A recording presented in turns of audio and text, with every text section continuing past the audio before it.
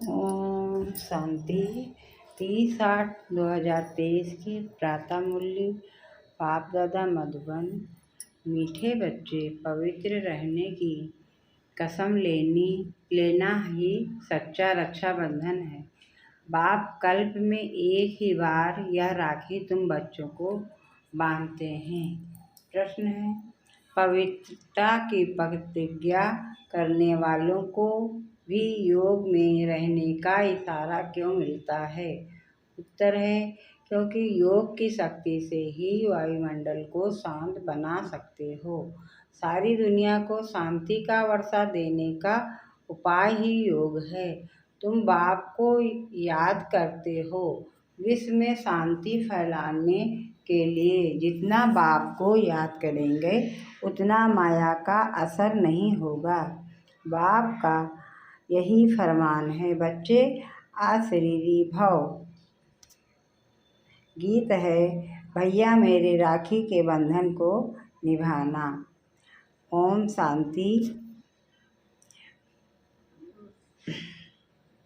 बेहद के बाप का बच्चों प्रति फरमान है कि अशरीरी होकर रहो, अर्थात अपने को आत्मा निश्चय कर इन कर्मेंद्रियों से अपने को अलग समझो। यह शरीर डिपेंड करता ही है। आत्मा के ऊपर आत्मा अलग हो जाती है तो शरीर कोई काम का नहीं चीज नहीं रहता, जिसको फिर जलाया जाता है। जब आत्मा निकल जाती है तो जैसे मुर्दा किचड़ा हो जाता है। किचड़ा होता है तो कहते हैं कि इस कीचड़े को जला दो।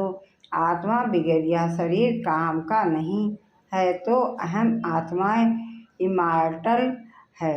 यह शरीर जो पाठ बजाने लिए मिलता है वह विनाशी है। आत्मा निकल जाती है तो यह शरीर कोई काम का नहीं रहता, बदबू हो जाती है। शरीर के बगैर आत्मा साइलेंस रहती है।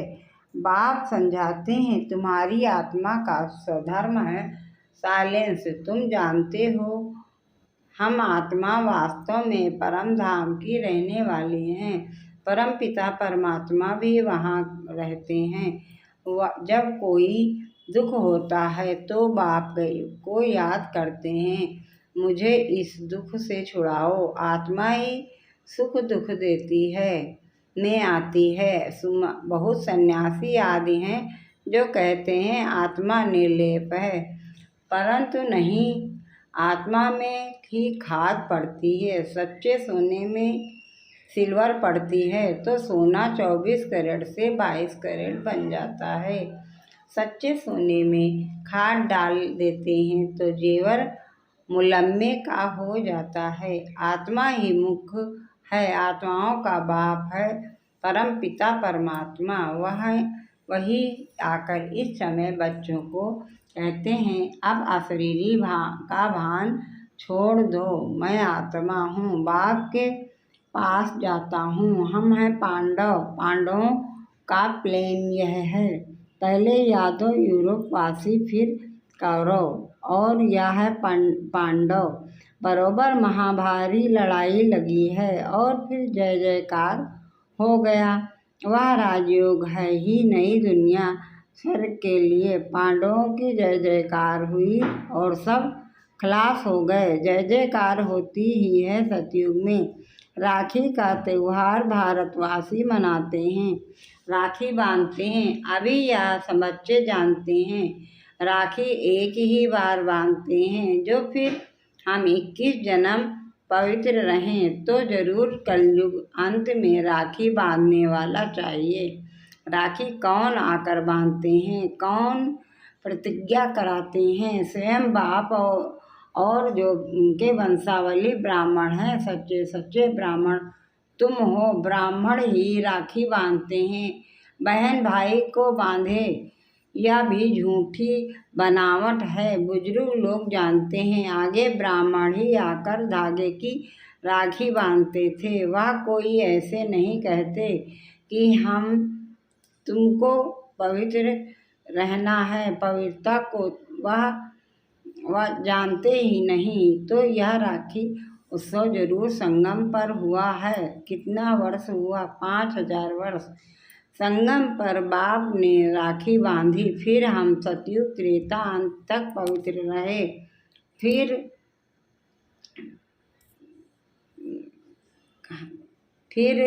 भक्ति मार्ग से यह राखी त्योहार शुरू हो गया। कहते हैं यह उत्सव परंपरा से मनाते आए हैं, परंतु ऐसे तो नहीं। 5000 वर्ष में हम एक ही बार राखी बांधते हैं। जब द्वापर से पतित बनते हैं तो वर्ष वर्ष राखी बांधते हैं, क्योंकि आप पवित्र बनते हैं। जैसे वर्ष वर्ष रावण को जलाते हैं, वैसे वर्ष वर्ष राखी भी बांधते हैं। वास्तव में इनका अर्थ तुम समझते हो।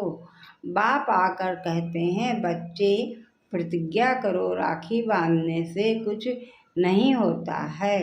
या तो कसम उठाया जाता है कि बाबा हम अभी पवित्र रहेंगे। तो ड्रामा में इन उत्सवों की मूंद है। सतयुग त्रेता में राखी बांधने की दरकार नहीं रहती। वह है ही वाइसलेस वर्ल्ड। इस समय अपनी चढ़ती कला है, फिर तो उतरना होता है। हम फिर तमो प्रधान देवता बनेंगे। ब्राह्मण कहते हैं हम अभी ईश्वर की संतान हैं, फिर देवता बनते हैं। बनाने वाला परमपिता परमात्मा।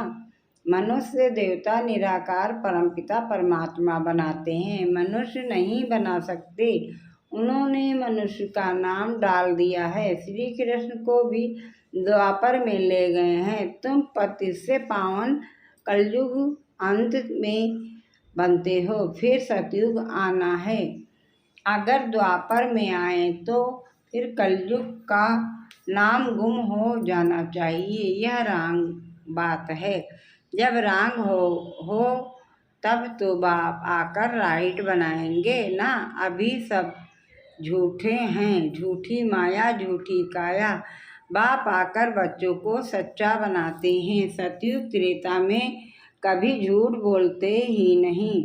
यहाँ तो पाप करते झूठ बोलते रहते हैं। पाप आत्माओं को पुण्य आत्मा तो बाप ही बनाएंगे। जैसे दीपमाला पर सारे वर्ष का हिसाब किताब चुकतू करते हैं ना। तुम्हारा फिर आधा कल्प का जो पापों का खाता है वह भस्म होता है, और पुण्य का खाता तुम जमा करते जाते हो। यहाँ ही जमा करेंगे तब के जन्म लिए फल मिलेगा। बाप को याद करने से ही विक्रम विनाश होंगे। नया कोई पाप नहीं करना चाहिए, पुराना खाता खलास करना है। बाप को बतलाते हैं कि बाबा हमसे यह पाप हुआ, अच्छा आधा माफ है। इस जीवन में भी छोटेपन में पाप किया है तो वह बतलाते हैं। बतलाने से आधा दंड कट जाएगा, बाकी आधा के लिए फिर मेहनत करनी है। इस जन्म की जीवन कहानी से आगे को भी पता पड़ जाता है, क्योंकि संस्कार ले जाते हैं, है ना। फिर उनकी अवस्था का पता पड़ जाता है। यह तो समझते हैं दिन प्रतिदिन नीचे ही गिरते आए हैं। दुनिया तमो प्रधान बनती जाती है, पाप बढ़ते जाते हैं। फिर पतित पावन बाप आकर राखी बांधते हैं, अर्थात प्रतिज्ञा करवाते हैं, तो तुम पवित्र बन जाते हो। परंपरा अर्थात हर 5000 वर्ष बाद यह सच्ची राखी बाप से बंधवाते हैं। फिर उसकी रस्म रिवाज आधा कल्प चलती है। उसका महत्व बहुत है। पहले महत्व है जो राखी बांधते हैं उनका उत्सव है। मुख्य ऊंच से ऊंच उत्सव है शिव जयंती, जिसका कोई को पता नहीं है कि वह कब आए, क्या आकर किया। इब्राहिम, बुद्ध, क्राइस्ट आदि कब आए, यह तो सब जानते हैं ना। उनसे आगे सतयुग त्रेता में क्या था वह हिस्ट्री जाकर भी कोई जानते नहीं। देवी देवताओं की राजधानी कैसे स्थापन हुई, कितना समय चली, यह कोई जानते नहीं। मुख से कहते हैं। सतयुग में के लक्ष्मी नारायण सर्वगुण संपन्न 16 कला संपूर्ण निरुकारी थे। लक्ष्मी नारायण तो हुए महाराजा महारानी, उन्हों का बचपन भी चाहिए, बच्चों का किसको पता नहीं है। राधे कृष्ण को फिर उल्टा द्वापर में ले जाते हैं। यह मनुष्यों की अपनी कल्पना है। सतयुग की आयु भी लाखों वर्ष लिख दी है, इतनी तो होनी नहीं चाहिए। खुद भी कहते हैं 3000 वर्ष बिफोर क्राइस्ट बरोबर देवी देवताओं का राज था, तो फिर सतयुग को इतने वर्ष क्यों देते हैं? सहज बात है ना, परंतु माया पत्थर बुद्धि बना देती है, जो बिल्कुल ही भूल जाते हैं कि हम देवी देवता थे। नंबर 1, उनको यह ज्ञान नहीं होता। ज्ञान प्राय लोप हो जाता है। बाप कहते हैं अभी तुमको ज्ञान देता हूँ मनुष्य देवता बनने का। देवता बन फिर क्या सिखलाएंगे? दरकार ही नहीं तो राखी का उत्सव भी तुम जानते हो। यह सब उत्सव वर्ष वर्ष होते हैं। कुंभ का मेला, सागर नदी का मेला भी बड़ा भारी लगता है। सागर और ब्रह्मपुत्रा नदी का मेला मशहूर है। सागर तो बाप है, उनसे पहले यह ब्रह्मपुत्रा निकली है, फिर वृद्धि होती जाती है। सागर और ब्रह्मपुत्रा का मेला देखने में आता है। वहाँ फिर नदियों का मेला, उसमें भी साफ पानी और मैला पानी दिखाई पड़ता है। वहाँ भी हर वर्ष मेला लगता है। वर्ष वर्ष जाकर पति से पावन बनने स्नान करते हैं। अभी तुम संगम युग पर हो, बरोबर इस समय तुम ज्ञान सागर से आकर मिले हो। यह है संगम का सुहावना समय, जबकि आत्माओं का परम पिता परमात्मा से मिलन होता है। तुम बच्चे जानते हो, जो भी पर्व मनाते हैं वह सब अभी के हैं। आज है रक्षाबंधन, बाबा थोड़ी राखी भी ले आए हैं। अब बाबा पूछते हैं किसको शिव बाबा से राखी बंधवानी है, वह हाथ उठाओ। पहले 2-4 ने हाथ उठाया, फिर बाबा ने कहा शिव बाबा से जिनको राखी बंधवानी है वह हाथ उठाएं।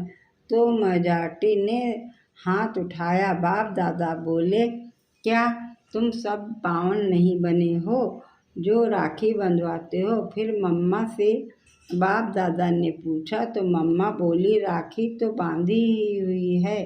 देखो, बाबा ने बच्चों की परीक्षा ली तो सब फेल हो गए। मम्मा ने ठीक कहा, तुम तो पवित्र हो ही, बाकी ज्ञान की धारणा पर मदार है। खजाना तो मिलता ही रहेगा, जब तक जीते हो तब तक खजाना इकट्ठा करते रहो। पवित्र तो तुम हो, परंतु याद में रहने से तुम वायुमंडल को शांत बनाते हो, सारी दुनिया को शांति का वर्षा दे रहे हैं। पवित्रता की ही प्रतिज्ञा की जाती है। बाप को याद करते हैं शांति फैलाने लिए। तो यह भी तुम जानते हो, जितना बाप को याद करेंगे माया का असर नहीं होगा। माया के तूफान भी आते हैं ना। बाप तुम बच्चों को पढ़ाकर त्रिकालदर्शी बना रहे हैं। ड्रामा के आदि मध्य अंत को तुम जानते हो। तुम्हारा यह भूलना भी ड्रामा में है, इसलिए फिर से मुझे आना पड़ता है। तुम बच्चों को राजयोग सिखलाने शिव जयंती मनाते हैं, परंतु अर्थ नहीं समझते। बाबा ने राखी लाई थी क्योंकि एक बच्चा नया आया था, या पान का बीड़ा उठाना चाहिए। बाबा, हम राखी बंधवाते हैं, हम पवित्र बन क्यों नहीं बेहद के बाप से वर्षा लेंगे, क्योंकि इसमें पवित्रता है। फर्स्ट पहत का बाप कहते हैं, आधा कल्प तुमने विषय गटर में बहुत गोते खाए हैं। यह है ही कुंभी पाक नरक, 63 जन्म गोते खाए हैं। अब प्रतिज्ञा करो, बाबा हम भी पवित्र दुनिया में चल सुख का वर्षा लूँगा, परंतु हिम्मत नहीं देखते। यह है ज्ञान मान सरोवर, इसमें ज्ञान स्नान करने से मनुष्य स्वर्ग की परी बन जाते हैं। भारतवासी लक्ष्मी नारायण आदि के मंदिर बनाते हैं, परंतु उनको पता थोड़ा ही है कि वह कब आए थे। तो यह हुई अंधश्रद्धा तुम बच्चों को। अब बाप ने आप समान मास्टर ज्ञान सागर बनाया है। जैसे बारिस्टर पढ़कर आसमान बनाते हैं, फिर नंबरवार पुरुषार्थ अनुसार पास होते हैं। यह भी पढ़ाई है। एम ऑब्जेक्ट क्लियर लिखा हुआ है। शिव बाबा का भी चित्र है, परंतु समझते हैं कुछ नहीं है। गाते हैं पतित पावन सीताराम, यह है ही रावण संप्रदाय। इसलिए बाप कहते हैं अपनी शकल देखो, 16 कला संपूर्ण निर्विकारी हो। अपने को आत्मा निश्चय करते हो, तुम्हारी आत्मा का कौन है तुम उनको नहीं जानते हो। तुम नास्तिक ठहरे, फिर नास्तिक लक्ष्मी को कैसे वरेंगे। तुम जानते हो बरोबर हम बंदर संप्रदाय थे, अब हम श्री नारायण को वरने लायक बनते हैं। बाप कहते हैं मैं तुमको माया रावण के राज से लिबरेट करने आया हूँ। फिर रावण का बुत कभी जलाएंगे ही नहीं। यह समझने की बातें हैं। जितना पुरुषार्थ करेंगे उतना अच्छा वर्षा पाएंगे। बाबा बता सकते हैं तुम इस समय के पुरुषार्थ अनुसार क्या बनेंगे। आजकल मनुष्य की मौत तो बड़ी चीप सस्ती है।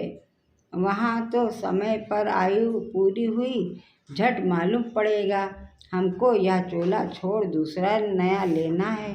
नई आत्माएं आती हैं तो पहले उन्हों की महिमा होती है, फिर कम हो जाती है। सतो रजो तमो में से हर एक को पास करना पड़ता है। बाबा आकर सतो प्रधान बनाते हैं। यह भी वंडर है। इतनी करोड़ आत्माओं को अपना अविनाशी पाठ मिला हुआ है जो कभी विनाश नहीं हो सकता। आत्मा इतनी छोटी सी बिंदी है, इसमें सारा अविनाशी पाठ भरा हुआ है। इसको कुदरत कहा जाता है। नया कोई इन बातों को समझ न सके, बड़ी गूढ़ बातें हैं। शिव का रूप तो यही दिखाते हैं ना। अगर हम इनका रूप बदला दें तो कहें कि इनकी तो दुनिया से न्यारी बातें हैं। नई दुनिया के लिए नई बातें अभी तुम सुनते हो, फिर कल बाद भी तुम ही आकर सुनेंगे। तो पतित पावन बाप से प्रतिज्ञा कराई थी। जिन्होंने यह प्रतिज्ञा की वही स्वर्ग के मालिक बने।